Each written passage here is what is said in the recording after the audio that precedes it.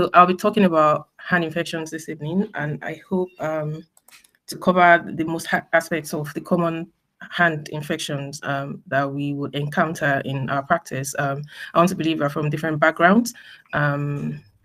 So as we all know, hand infections can vary from very mild infections like cellulitis, paronychia, to the complicated and more severe ones like septic arthritis and even necrotizing fasciitis. Hand infections can be caused by a myriad of causes, from simple scratches to insect bites or traumatic injuries. And it's important to know that in some cases, we might not really find a cause or of the presenting infection. Hematogenous spread is also an important cause of hand infections, and this is particularly important in people who are immunocompromised or people with underlying risk factors like diabetes mellitus. But this is quite an uncommon cause of hand infections. It's important that hand infections are promptly picked up and diagnosed early, and management instituted as soon as this is diagnosed, because the hand is a very important part of the body, and the structures of the hand, the anatomy of the hand is such that structures are arranged in tight tunnels. The neurovascular structures are arranged in tight ossifacial tunnels. So anything that can compromise the blood supply can very quickly lead to tissue necrosis, and this may result in amputation if this is not effectively dealt with on time. Close monitoring is important in the management of hand infection. Certain categories of people are more predisposed to an infection, like people with diabetes mellitus, because of their they're prone to have neuropathy, and this may make them to present late because they don't feel pain from the infection like other people would. So they tend to present late and also with atypical features. So you need to have a high index of suspicion when you have patients who have background diabetes mellitus. Also malnutrition, alcoholism, drug abuse, and some certain autoimmune disorders also predisposed to hand infections. The commonest pathogenic organisms are Staph aureus and Streptococcus in most cases. There could also be some atypical microorganisms, depending on the etiology. For instance, patients with human bites can have Legionella as the pathogenic organism, while the patients who present with cat bites or animal bites, dog bites, can have Pasteurella as the pathogenic organisms. Fungal infections are uncommon, but it can also occur as the cause of the hand infections. So yeah, we could also have gram-negative organisms, like I've mentioned, in patients who are immunosuppressed. So importantly, when you first see a patient with hand infection, if patient presents with obvious pus or discharging wound, then you want to take that sample and send it for microbiology before you start your antibiotics. But this should not delay the commencement of antibiotics in patients that don't have obvious pus or anything that you can aspirate. So I'll just quickly run through the general principles of management of hand infections and then move on later on to specific hand infections. So the onset could be gradual and it could be sudden. There could be a past history of insect bites or trauma to the hand. And there may not be any history of trauma to the hand when patient presents. This is because some patients might just have very trivial injury that might have even healed before infection sets in. There may be systemic features or symptoms like fever or rigors. This is usually in patients that present late. In the early stages, you tend not to have systemic features. And in patients who have cellulitis or abscess in hand, you want to ensure that you expose the whole of the upper limb, because they may have lymphangitis and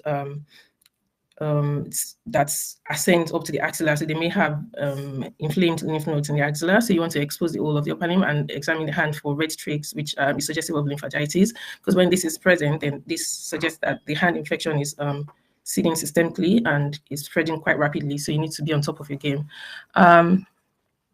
Investigations are quite helpful.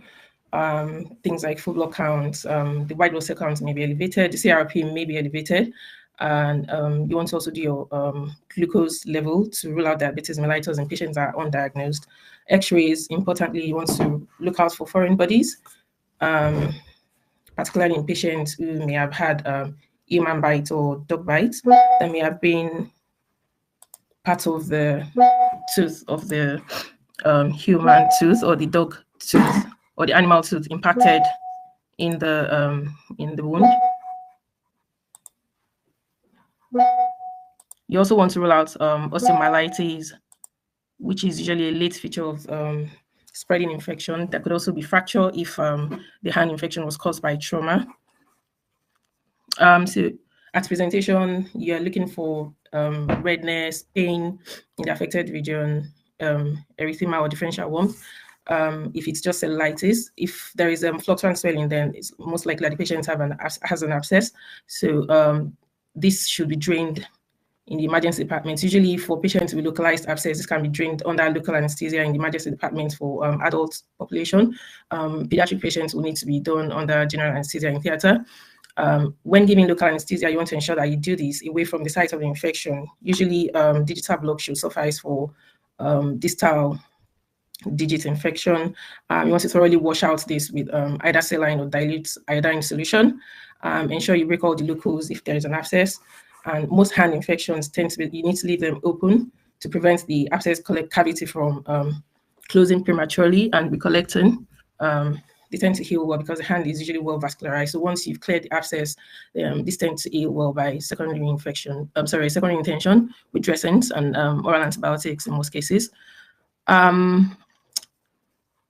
So if the patient has cellulitis and is quite localized and involving just a small area, you can usually manage this by oral antibiotics in the community, but you want to see the patient back in about 48 hours to assess that this is resolving. However, if you suspect that there are systemic symptoms associated with cellulitis or there is associated lymphangitis, you want to admit the patient for IV antibiotics and close monitoring.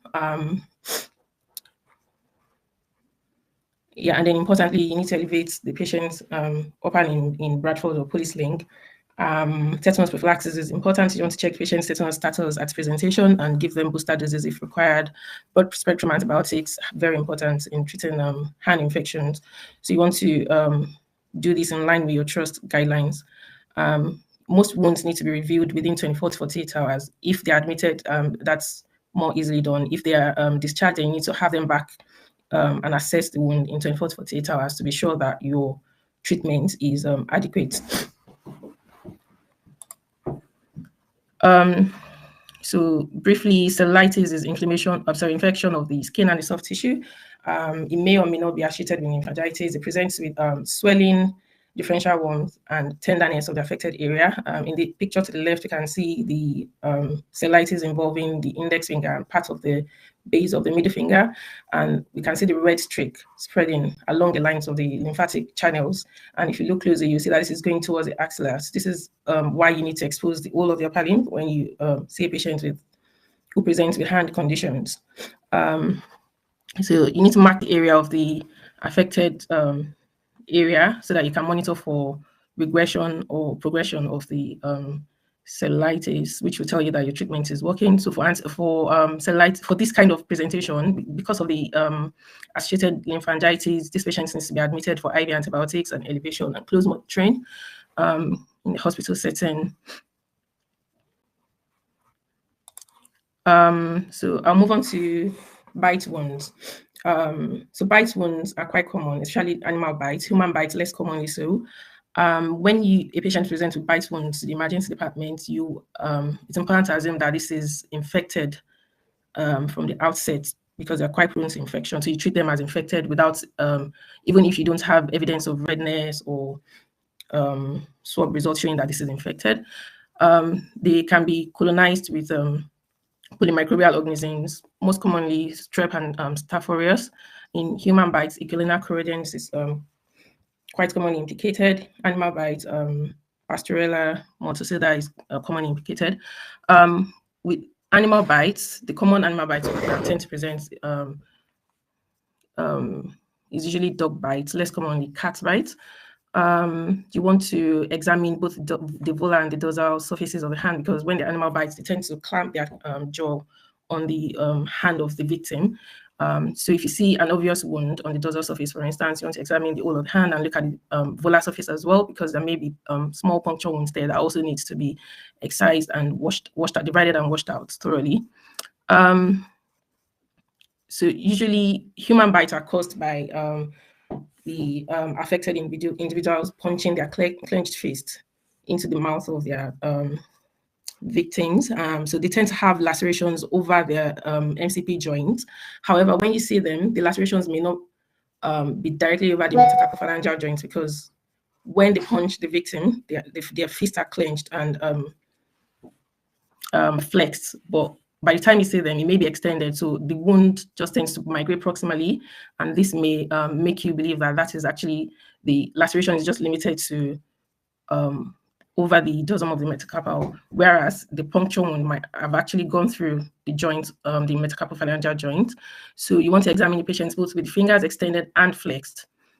So any patient that presents with laceration over the MCP joints, you should have a high index of suspicion for fight bite. You want to do an X-ray to rule out fracture or retained tooth of the human or animal, as the case may be. So this is what happens when the affected person punches their victim. The bite goes through the MCP joint when the fist is made. When they extend, you can see the wound migrating proximally. So the wound is not going to be exactly over the MCP joint when you're examining. Also, when you're washing out the wound, you want to wash this out with the MCP joint flexed so that you can wash out thoroughly and get into the joint and irrigate it very thoroughly. Following that, you want to splint and elevate. So initially, when the patient presents, especially if you suspect that it's a fight bite, you want to wash out first in the emergency department, commence IV antibiotics, admit the patient, and put the patient on the next emergency list, because this patient needs to be thoroughly washed out in theatre, as you need to get into the joint and wash it out in theatre thoroughly. Ensure the patient is covered with tetanus prophylaxis, give IV antibiotics, and make sure that you leave the wounds open and pack them loosely with gauze, and review the wounds in about 48 hours after, 24 to 48 hours after the injury. So important thing to know about cat bites is that they are not common. They account for about 5% of animal bites, but they account for about 75% of infected animal bites.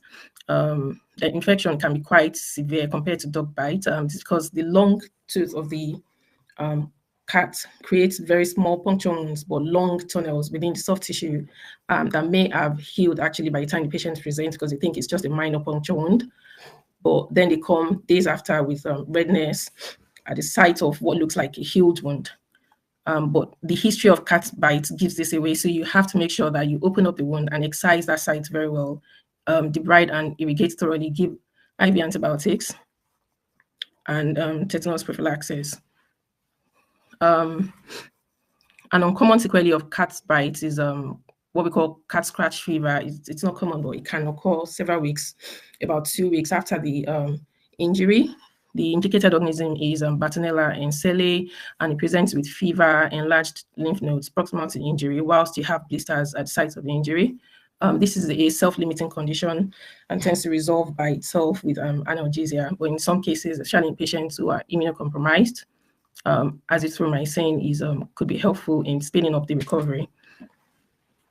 So I'll move on to flexor sheath infection. So the flexor sheath, as we know, surrounds the flexor tendons in tight tunnels. And then you have, you can see the picture to the left on the topmost corner, the neurovascular structures are, they run parallel to the flexor tendon on either side of the digits. So anything that increases the pressure within the flexor sheath, so for instance, if you have infection and inflammation with collection of abscess within the flexor sheath, that's going to compress on the neurovascular structures, and that can rapidly progress to ischemia of the tendon and tendon necrosis. The tendon may end up rupturing, and you could also have necrosis of the tip of the finger, because the digits are supplied by terminal arteries. So if you have compression of the digital arteries from inflammatory or infective process, that can lead to necrosis of the tip of the finger. So you can have skin necrosis at the tip of the finger quite rapidly if the flexor sheath infection is not treated promptly. So you need to have a high index of suspicion when a patient presents with features that look like flexor sheath infection. Kanavel has made it easy for the diagnosis of flexor sheath infection. So he mentioned 4 signs that need to be looked out for. We don't always have all the 4 signs in one single patient, but usually you have about 1 or 2 of the signs with history of maybe previous trauma to the hand, and that tends to give away the diagnosis of flexor sheath infection. So basically, you're looking for a hand that is held in a semi-flex position, as in this picture. The hand is quite swollen. It looks like a sausage. It's sausage-shaped or fusiform shaped. It's tender along the length of the tendon. So if you percuss over the tendon on the volar surface, it's going to be exquisitely tender. The patient is not going to allow you to passively extend the finger because it's going to be very, very painful. So those 4 signs: tenderness along the flexor sheath, explicit tenderness with passive extension of the tendon, the fusiform swelling.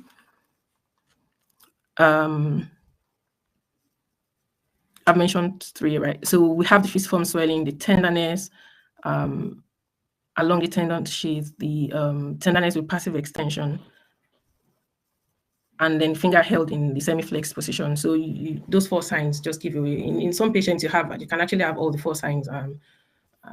So it's quite easy to diagnose clinically. But in some patients, they may present atypically, especially patients with diabetes mellitus. They may not have the classical pain with extension of the finger. But if you see the finger that is swollen like this, and then you can elicit tenderness along the course of the flexor tendon, even though it's not as tender as you would expect in a patient who has underlying diabetes mellitus, and you want to have a high index of suspicion for pyogenic flexor sheath infection, it's better for you to take the patient to theater and explore the bride, and then find that there is a negative, the patient actually doesn't have flexor sheath infection. Don't leave the condition to progress further and then lead to untoward consequences. So yeah, it's a hand surgery emergency. The patient needs to be admitted straight away, commenced on IV antibiotics, and placed on the next emergency list. Elevation and rest of the hand in a Bradford splint.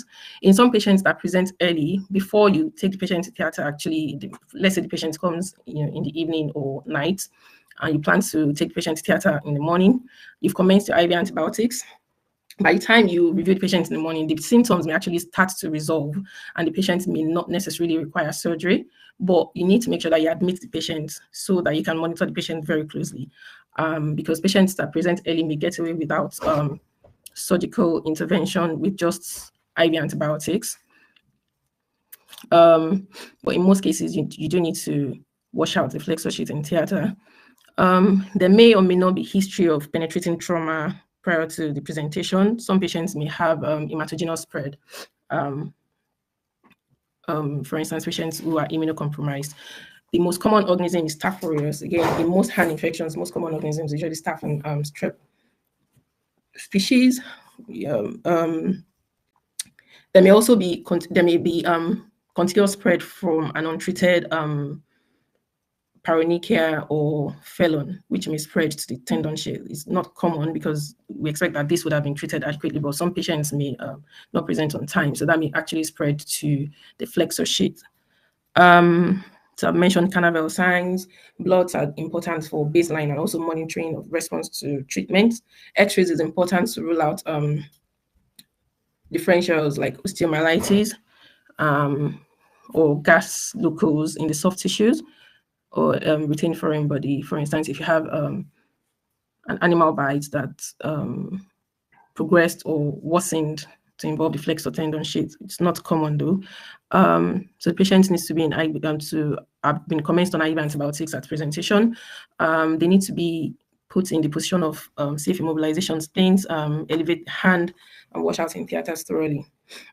So when you wash out, what you do is make an incision on the A1 pulley on the volar surface of the MCP joint, and also a distal incision for egress of the washout on the over the A5 pulley at the distal interphalangeal joint.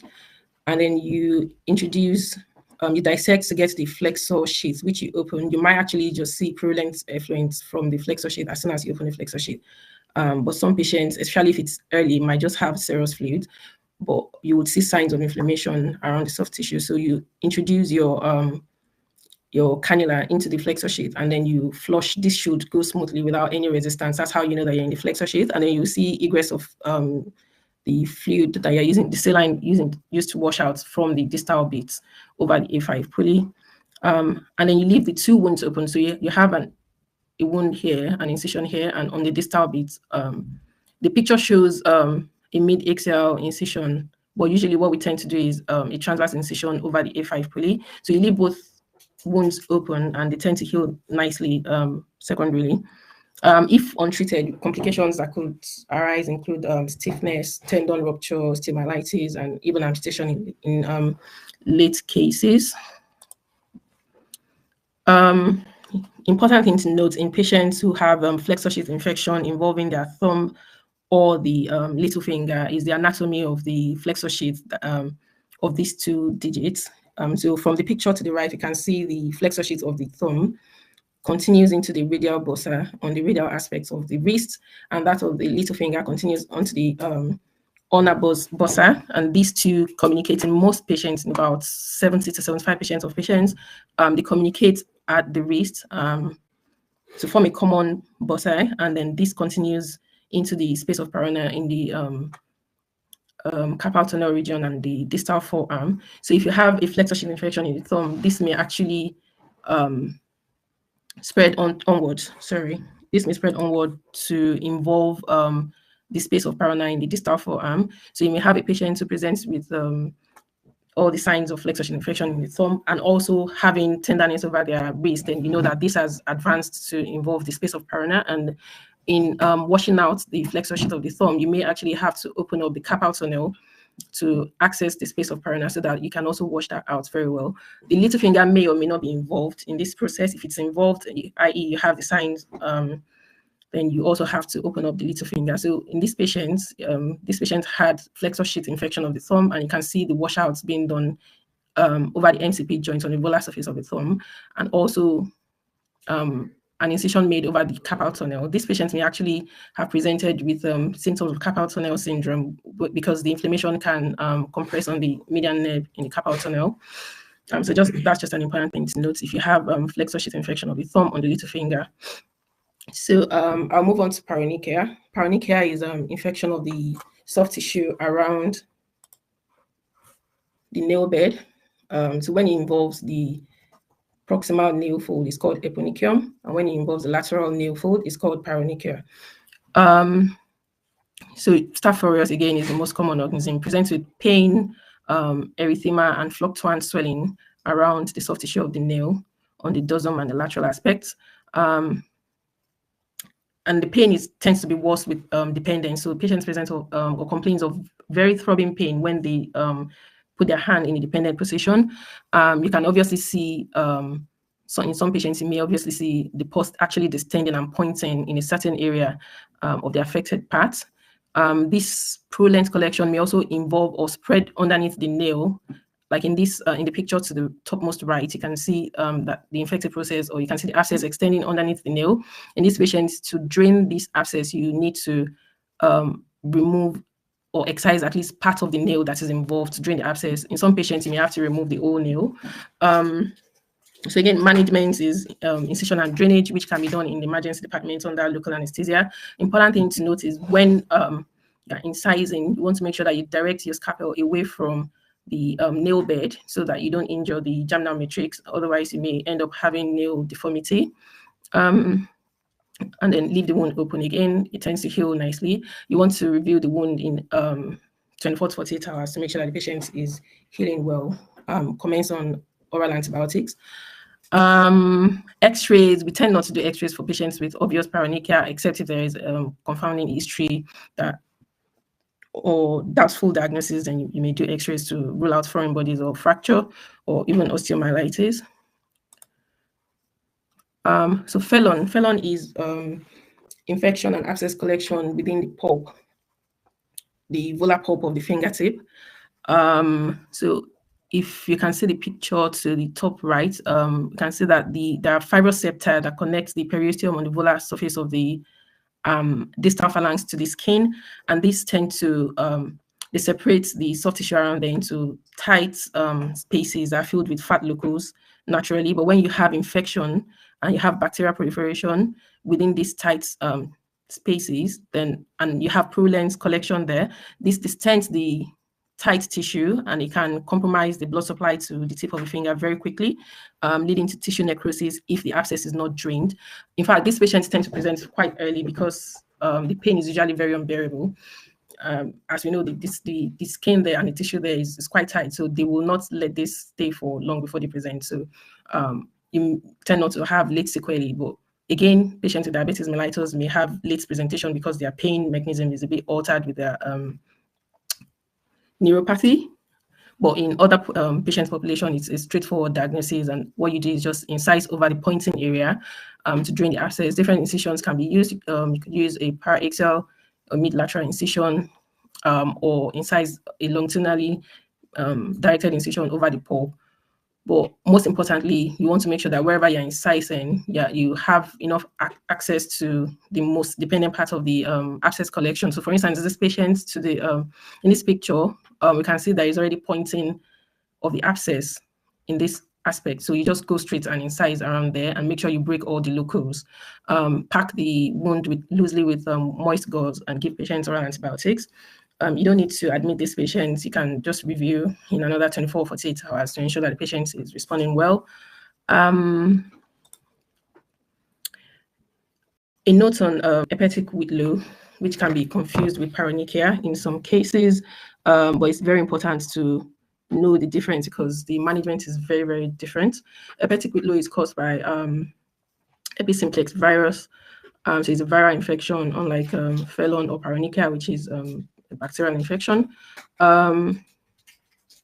So patients present with swelling, erythema. They tend not to have fluctuants, but it can be quite swollen that you think that the patient has fluctuants, and you might think that this is paronychia. But what gives it away is the presence of vesicles. As you can see in this picture, some of the vesicles might be ruptured, like in this picture on the bottom right.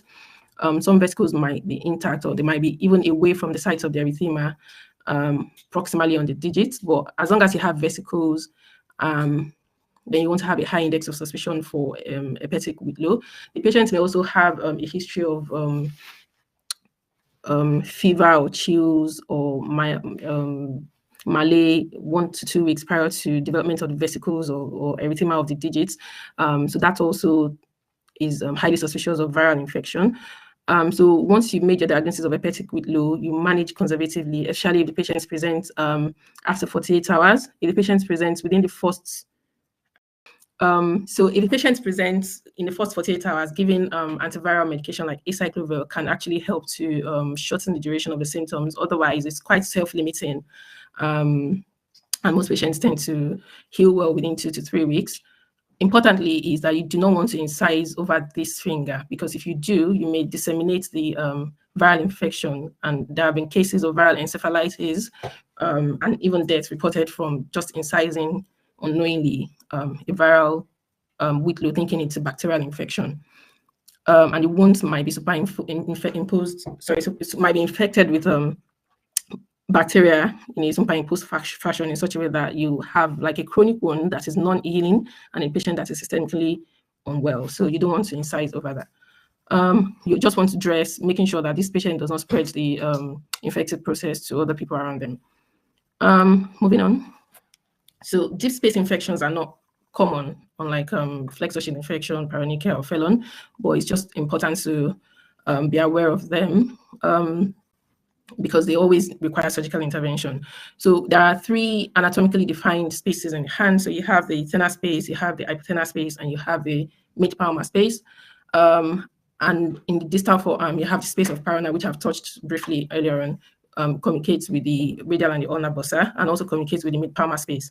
In addition to these 3 anatomically well-defined spaces, we also have 3 other spaces with not so well-defined boundaries, but also important in deep space infection, dorsal subcutaneous space, which is in the loose subcutaneous tissue on the dorsum of the hand. And then we also have the dorsal subaponeurotic space, which lies between the extensor tendons on the dorsum of the hand and the metacarpals. and the interdigital web space, which lies between the web space, as the name implies.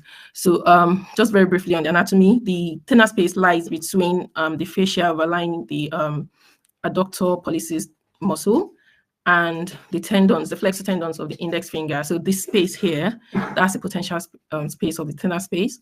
It is limited on the radial aspects by the mid-palmar ligament, septum, which I'm sorry, I couldn't find a better picture, but if you can see the mid-palmar septum just here. So this space can potentially be infected, or inoculated by penetrating injuries most commonly, but we can also have hematogenous spread, but this is quite uncommon. It could, uncommonly also, there may be spread from the tendon sheath that ruptures into that space if the index finger is involved. So when there is infection in any of these spaces, you can see that they are very, very small, narrow, tight spaces.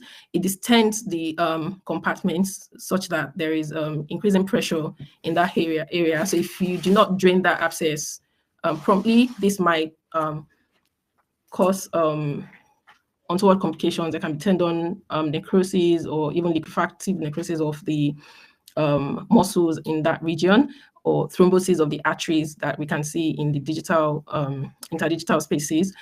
So you want to make sure that once you make the diagnosis, then prompt treatment is effected. So for thenar space infection, usually you diagnose this by visualizing the swelling and tenderness localized to the thenar space. There may be swelling more on the dorsum of the hand with most deep space infection, because the tissue on the volar surface of the hand is not as giving, is not as loose as the tissue on the dorsum, the soft tissue on the dorsum of the hand. So most of the infection on the palmar or the deep space of the hand actually manifests more on the dorsum of the hand. But as long as you have swelling and tenderness on the volar surface of the hand, in addition to swelling in the dorsum on the dorsum of the hand, then it's more likely to be a deep space infection than a dorsal subcutaneous abscess, for instance. So for the mid-palmar infection, because of this swelling in the mid-palmar space, it distends the mid-palmar space, and then you lose the concavity of the hand. So you lose that natural concavity, and you can see that the hand is swollen in the mid-palmar space. There is explicit tenderness. In some patients, you may be able to introduce a needle and aspirate, but you don't have to wait for that to make a diagnosis. X-rays may just be important to rule out fractures or osteomyelitis if you are in doubt of your diagnosis. But once you make the diagnosis, you start the patients on IV antibiotics, elevate, admit, and treat her as a surgical emergency. You drain the abscesses through some predetermined incisions.